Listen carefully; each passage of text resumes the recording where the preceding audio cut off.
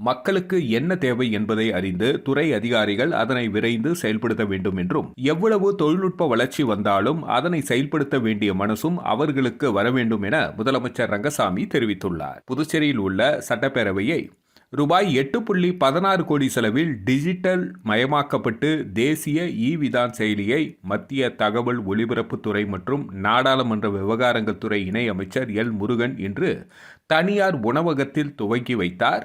இதில் துணைநிலை ஆளுநர் கைலாஷ்நாதர், முதலமைச்சர் ரங்கசாமி, சபாநாயகர் செல்வம், அமைச்சர்கள், சட்டமன்ற உறுப்பினர்கள், தலைமைச் செயலர் உள்ளிட்டோர் கலந்து கொண்டனர்.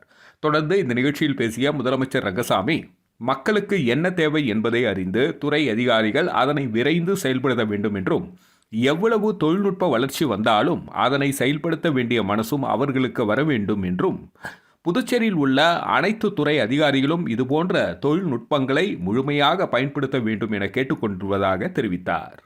புதுச்சேரியில் கடந்த பட்ஜெட் கூட்டத்தொடரில் ரூபாய் 8.16 கோடி செலவில் புதுச்சேரி சட்டப்பேரவை மின்னணு உட்கட்டமைப்பு மேம்படுத்தும் பணி மேற்கொள்ளப்பட்டது. இதில் எம்எல்ஏக்களின் இருக்கைகளில் டேப்லெட் டிவைஸ் அமைக்கப்பட்டுள்ளது.